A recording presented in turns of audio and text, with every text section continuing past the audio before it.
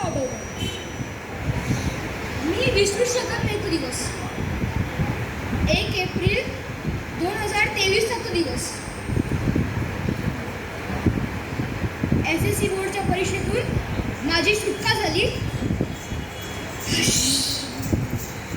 किती मोकळं मोकळं वाटते.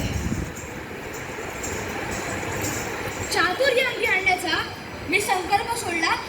मुंबईच्या हप्त्याकडे जाण्याचा आणि तोही एकटा. घरातून व्हायचा ना तो विरोध झाला, पण माझ्यातल्या उसळत्या उत्साहाने मी कोणाचं ऐकलं नाही. इतकं बाबांचं स्टेशनला सोडण्याचं म्हणणं देखील मी मोडून काढलं. आता मी मोठा झालोय ना.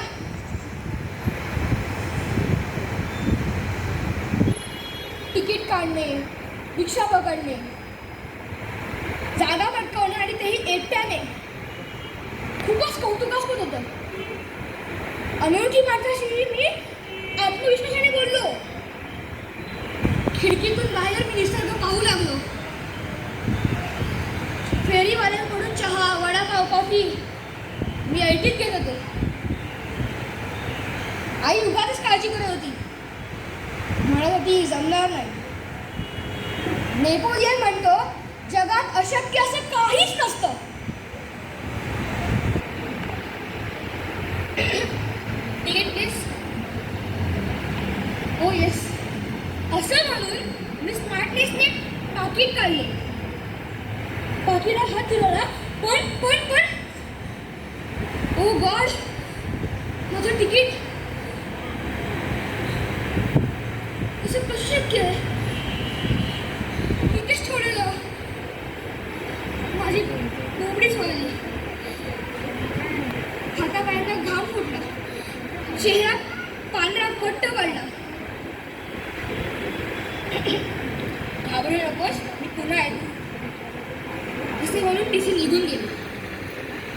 मी मात्र घाईमध्ये माझी बॅग, खिसे, पाकिट पुन्हा तपासले. सगळं शाबूत, पण तिकीट गायब. तिकीट गायब. मेलो आता. दंड भरण्या इतपतही पैसे नव्हते. तुरुंगामागचा माझा चेहरा पण दिसत होता. कृष्णा दादा. माझा धीर खचला.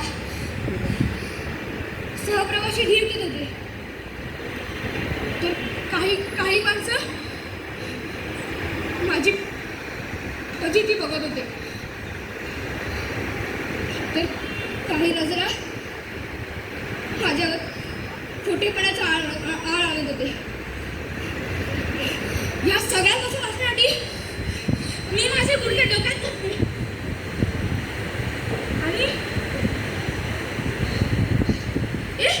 ते काय तिकीट.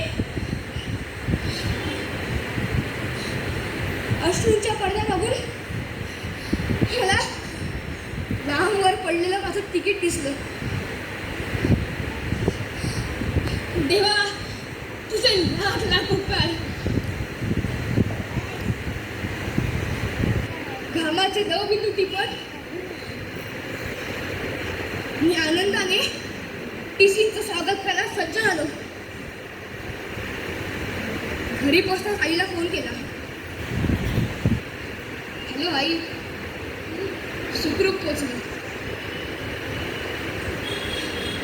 पण त्या सुखरूपचा अर्थ फक्त मलाच माहिती होता. धन्यवाद.